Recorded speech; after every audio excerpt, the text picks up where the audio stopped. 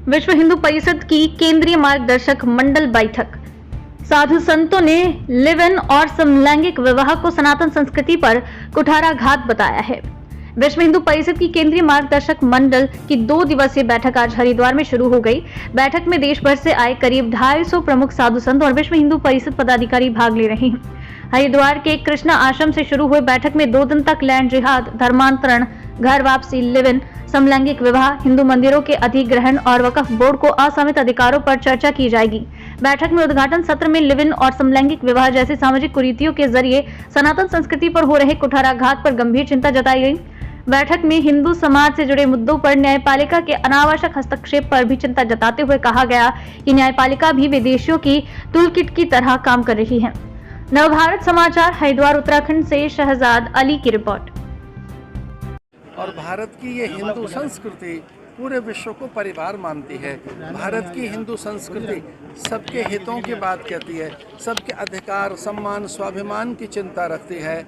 आज भारत के सभी शीर्षस्थ शिखरस्थ पूज्य संतों ने इस बात पर विचार किया कि हमारी संस्कृति और संस्कार का संरक्षण हो, और जो समलैंगिक विवाह पर जो माननीय उच्चतम न्यायालय विचार कर रहा है, तो हमारे भारत के सभी संत ऐसा कह रहे हैं कि ये विचार भारत में नहीं होना चाहिए, क्योंकि विवाह एक अत्यंत पवित्र संस्था है।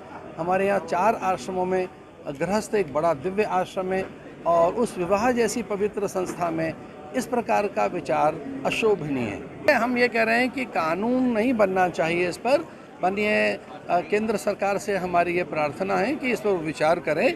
इस प्रकार की वैवाहिक संस्था का वैधीकरण इस देश में संस्कृति का अपमान होगा, संस्कृति का घोर तिरस्कार हो। संयोग से अखिल भारतीय संत समिति के कुछ संतों ने और हमारे सभी संगठनों ने, विशेषकर भारत के इन सभी संतों के साथ साथ जो भारत की एक आचार्यों की शीर्षस्थ संस्था है, हिंदू धर्माचार्य सभा, सबने उच्चतम न्यायालय से प्रार्थना की है। हमने पत्र लिखे हैं मुख्य न्यायाधीश को, उच्चतम न्यायालय को, कि वो इस पर विचार करें।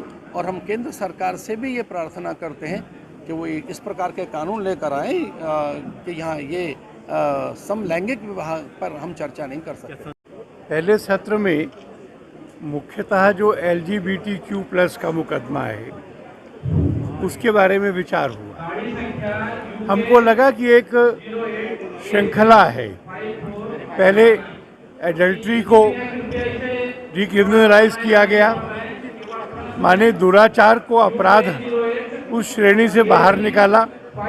फिर लिव इन को मान्यता दी, और अब LGBTQ को उनके विवाह को मान्यता देना, हमको लगता है कि ये परिवार संस्था को नष्ट करने का प्रयत्न है।